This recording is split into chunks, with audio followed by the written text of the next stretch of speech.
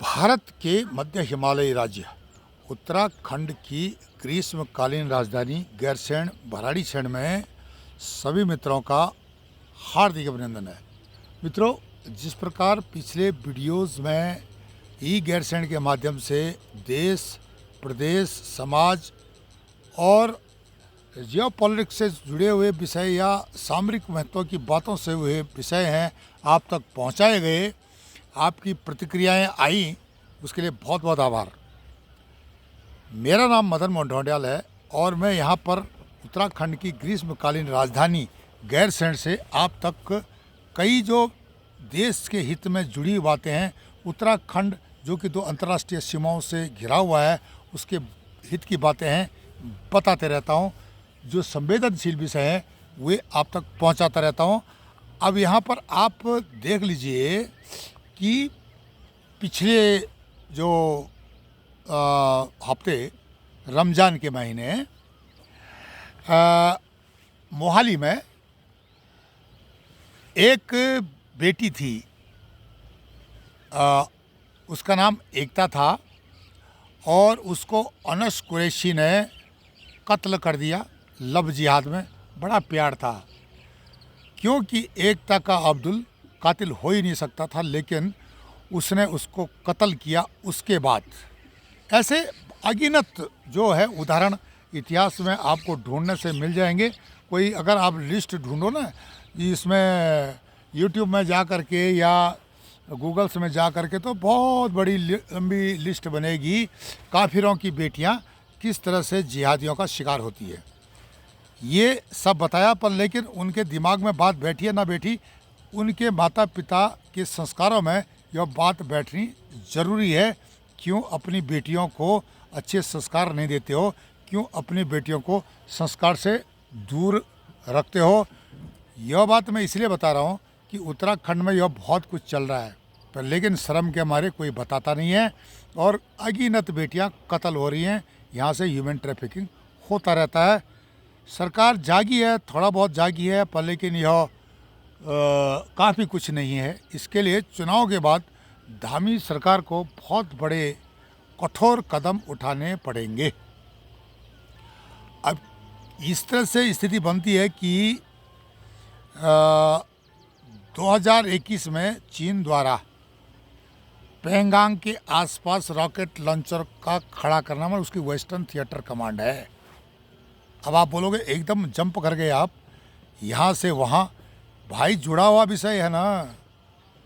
2021 से वो जो है वहाँ पर वेस्टर्न थिएटर कमांड में अपनी बिल्कुल अच्छी से तैयारी कर रहा है। अब यही नहीं है कि उसने जो है रॉकेट लॉन्चर का जखीरा भरना शुरू कर दिया था पेंगांग झील के आसपास। बात वहाँ तक नहीं, 2021 की बात है।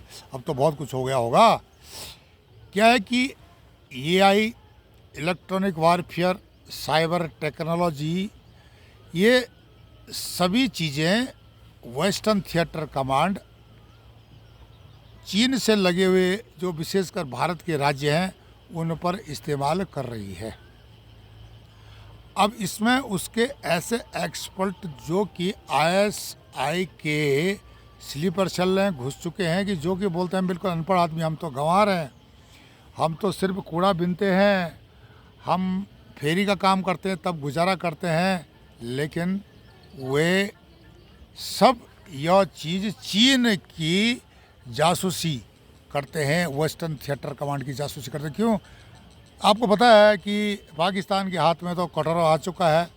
उसकी ISI के लिए थोड़ा बहुत खर्चा हो जाता होगा, पर लेकिन अब ISI को कौन चला रहा है? चीन चला रहा है। चीन की वेस्टर्न थिएटर कमांड जो उत्तराखंड में स्लीपर सेल है उनको चलाती है। रमज़ान के महीने जिस प्रकार से जन्नत पहुंचने का साधन ढूंढा गया था, इसी महीने दिल्ली में भी एक कांड हुआ था 4 साल की बच्ची के साथ। एक 35 साल के जिहादी ने बलात्कार किया था। काफ़ी कुछ हंगामा हुआ था, आप देख लेना। तो ये जो रमज़ान का महीना होता है, जन्नत जाने का महीना होता है, 32 सूरों के पास जाने का महीना होता है। जैसे कि हिंदुओं में होता है ना, सनातन में मोक्ष की प्राप्ति के लिए, तो इनकी मोक्ष की प्राप्ति यही है, उल्टे सीधे काम करो, कत्ल करो, लव जिहाद करो, लैंड जिहाद करो, किसी का खून करो और काफिरों की बच्चियों को मारो, यही इनका मोक्ष है। तो इस मोक्ष प्राप्त करने वालों के लिए, जन्नत प्राप्त करने वालों के लिए सरकार ने काफ़ी कुछ बंदोबस्त कर दिया है। जैसे ही 4 जून 2024 को नरेंद्र मोदी जी भारत के प्रधानमंत्री की शपथ ग्रहण करेंगे, उसके बाद आप सुन रहे थे ना, टारगेट किलिंग हो रहा है। 27 को जन्नत पहुंचा दिया है अज्ञात लोगों ने पाकिस्तान में। उसमें कुछ खालिस्तानी कुत्ते भी हैं जो कि उन जिहादियों के साथ जन्नत चले गए हैं, उनको भी ठोका गया पाकिस्तान में। 27 की बात बता रहे हैं। अब उसके बाद कनाडा में भी ठोके गए निज्जर जैसे। सिमिलरली अमेरिका भी चूं चूं कर रहा था कि पन्नू को मारने के लिए तुम्हारे गुर्गे आए थे, प्रूफ उसके पास भी कुछ नहीं था। तो ये सारी चीज़ें चलती रहती है, जियोपॉलिटिक्स की विषय है।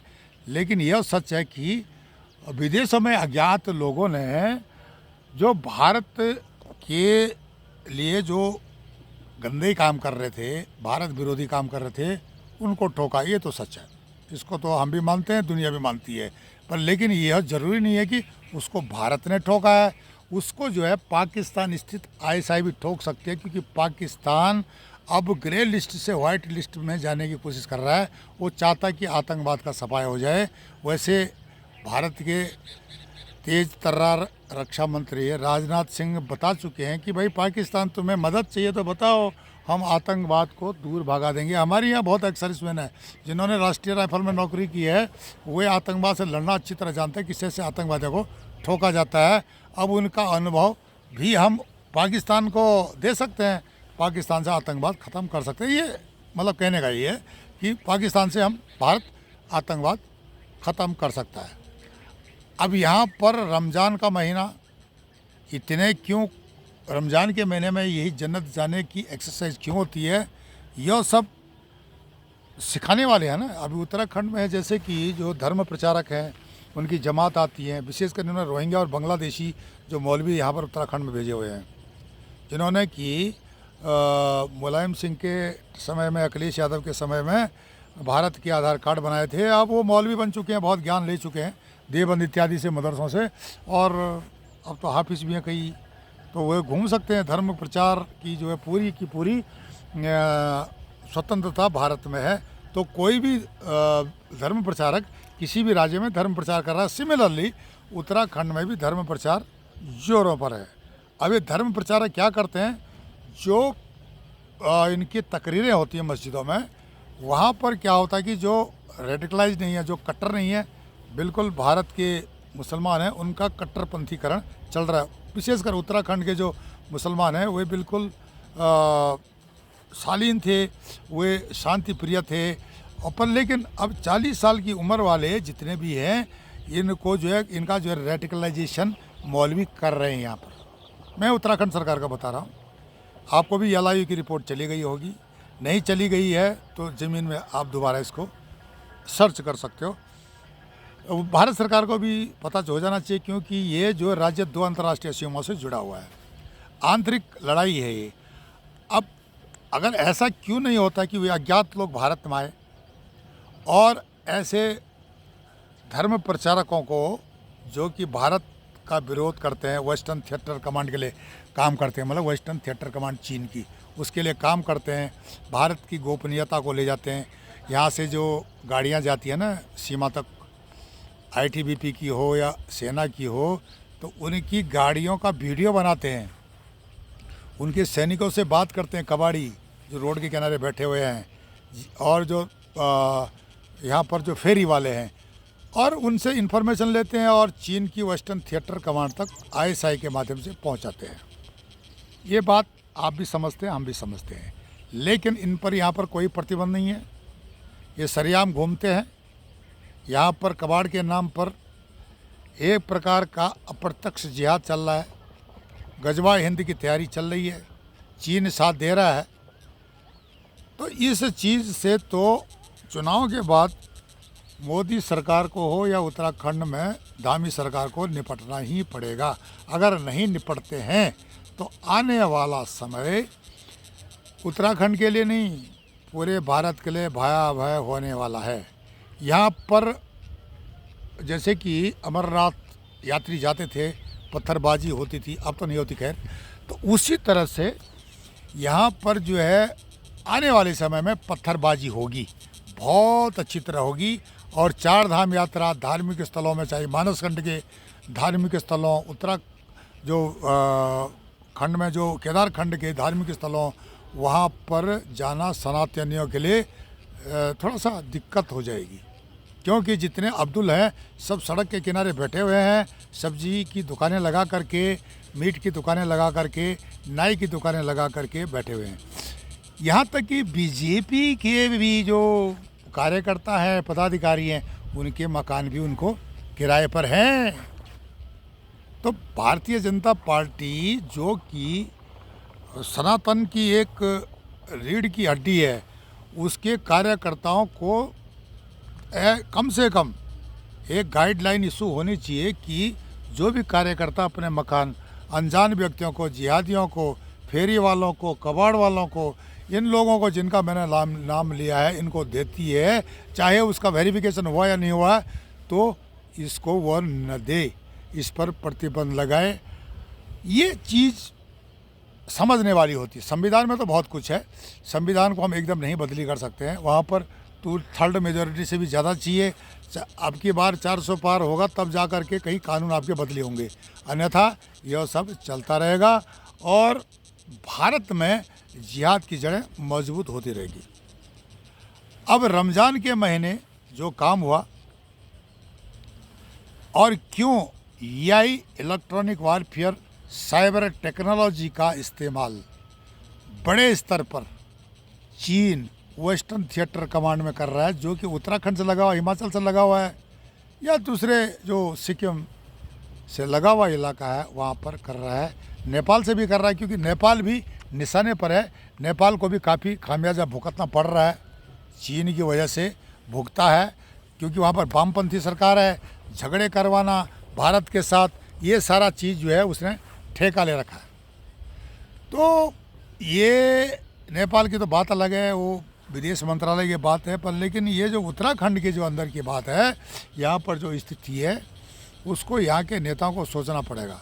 सरकार इस बार ज़रूर जाएगी, बीजेपी की जाएगी, केंद्र में भी और राज्य में भी, क्योंकि और कोई रास्ता है नहीं देश के पास, फिर कोई रास्ता नहीं है। और बीजेपी हमें आशा है कि अच्छा काम करेगी, इन बातों का ध्यान देगी।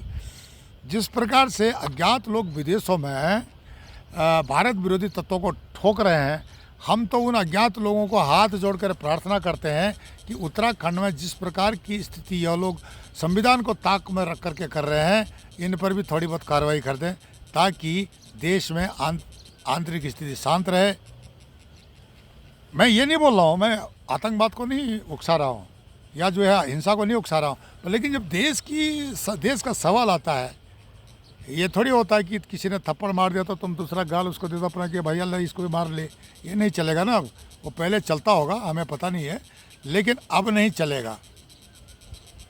एक बार जो थप्पड़ मार दिया तो उसकी आदत हो जाएगी बार बार थप्पड़ मारने की। जैसे कि कनाडा थप्पड़ मार रहा था, लेकिन उसकी आदत चुप हो गई है क्योंकि उसको भी थप्पड़ पड़ा है। उसी तरह से जो और भी देश हैं उनको थप्पड़ पड़ने, पाकिस्तान है उसको थप्पड़ पड़े कहीं तो उसके बाद वो चुपचाप हो गया। अब वो बोल रहे हैं कि भाई हमें आतंकवाद को मिटाना है। भाई आतंकवाद को जन्म देने वाला भी आतंकवाद को मिटाने की बात कर रहा है, अच्छी बात है, अच्छी शुरुआत है। उसी तरह से उत्तराखंड में जो ये स्थिति चल रही है, इसको ठीक करने के लिए, डेमोग्राफी चेंज करने के लिए, जिस प्रकार से यहाँ एक्सरसाइज चल रही है, उसको ठीक करने के लिए आगे तो आना ही पड़ेगा। हरिद्वार में बैठे हुए जितने हमारे साधु सन्यासी हैं, उनसे हाथ जोड़कर प्रार्थना है वो भी आगे आएँ। ज़रूर आपका आश्रम भी चलना चाहिए, ज्ञान भी बंटना चाहिए, लेकिन जो स्थिति हरिद्वार की पैदा होगी, इतने सन्यासियों के बैठने के बाद भी 34% बांग्लादेशी, रोहिंग्या, जिहादी हरिद्वार के चारों तरफ घेर कर बैठे हुए हैं। इस पर कब एक्शन होगा, क्या होगा, हमको पता नहीं है, लेकिन 4 धाम जो भी 5 प्रयाग, 5 बद्री, 5 केदार, मानस खंड के तीर्थ, उत्तराखंड में केदार खंड के तीर्थ संकट से गुजर रहे हैं। डेमोग्राफी की समस्या यहाँ पर दिन प्रतिदिन बढ़ते जा रही है। मैं उस बात को कर रहा हूँ कि जो सनातन की पहचान है, शांति प्रिय लोगों की पहचान है, वह खतरे की लाइन से ऊपर आ चुकी है।